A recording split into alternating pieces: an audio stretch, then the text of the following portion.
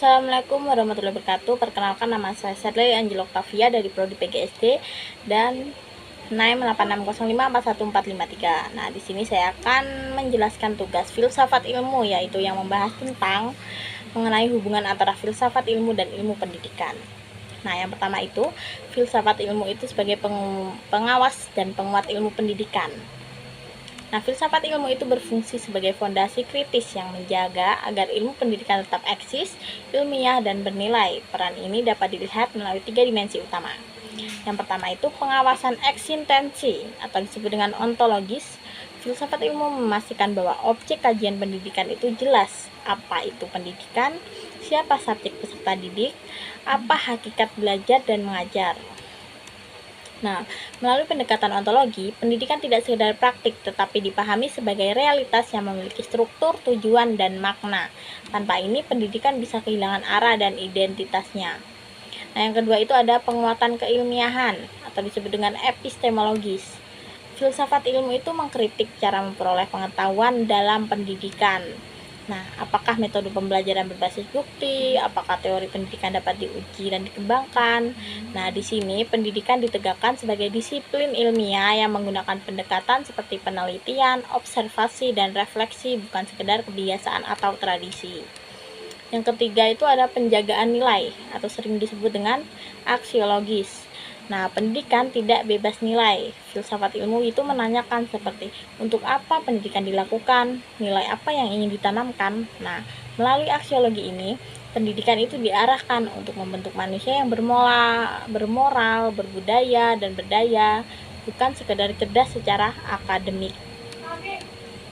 Nah, yang kedua itu yang kita bahas itu pendidikan bermakna sebagai penguat filsafat ilmu. Nah, hubungan ini bersifat timbal balik. Pendidikan yang bermakna justru memperkaya filsafat ilmu. Nah, yang pertama itu ada praktik sebagai sumber refleksi. Nah, pengalaman nyata dalam pendidikan seperti kelas, kurikulum, interaksi guru dan siswa itu menjadi bahan refleksi filosofis. Nah, contohnya itu seperti perubahan paradigma dari teacher center ke student center. Nah, ini memperkaya pemikiran epistemologi pendidikan. Nah, yang kedua itu ada konteks sosial sebagai penguji filsafat. Nah, filsafat ilmu tidak berhenti pada teori abstrak, ia diuji dalam realitas seperti globalisasi, digitalisasi pendidikan, ketimpangan akses pendidikan. Nah, semua ini memaksa filsafat ilmu untuk terus berkembang agar tetap relevan. Nah, yang ketiga itu ada inovasi pendidikan sebagai pemicu teori baru. Nah, mode seperti pembelajaran berbasis proyek atau pembelajaran diferensi mendorong lahirnya pemikiran filosofi baru tentang hakikat belajar. Nah, selanjutnya itu yang dibahas itu filsafat ilmu sebagai pisau analisis dalam pendidikan. Nah, filsafat ilmu disebut sebagai pisau analisis karena mampu membedah persoalan pendidikan secara mendalam melalui 3 aspek. Nah, aspek pertama itu ontologi, seperti apa yang dikaji. Nah, contohnya, apakah tujuan pendidikan hanya transfer ilmu atau pembentukan karakter. Nah, yang kedua itu ada epistemologi, seperti bagaimana cara mengetahui. Nah, contohnya itu apakah metode ceramah masih relevan dibanding pembelajaran aktif. Dan yang ketiga ada aksiologi, untuk apa pengetahuan itu. Contohnya, apakah pendidikan hanya untuk pasar kerja atau untuk kemanusiaan.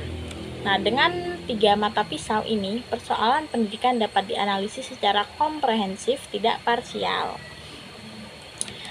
Nah, yang selanjutnya itu contoh Conrad penerapan filsafat ilmu dalam pendidikan. Nah, yang pertama itu ada dalam kebijakan pendidikan.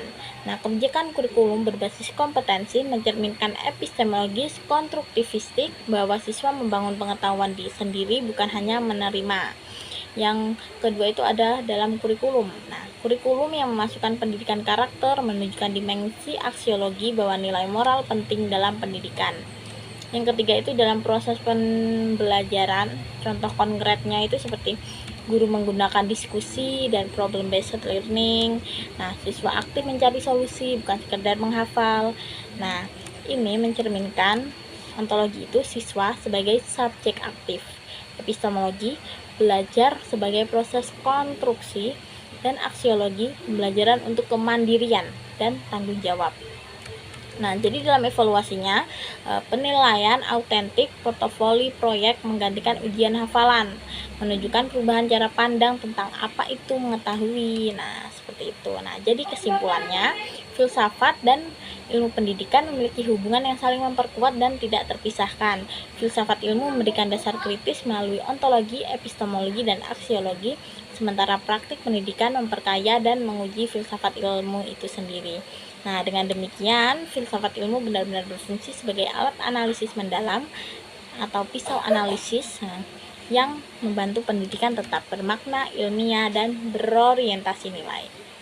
Nah, cukup sekian penjelasan dari saya. Bila banyak salah kata, saya mohon maaf. Saya akhiri. Wassalamualaikum warahmatullahi wabarakatuh.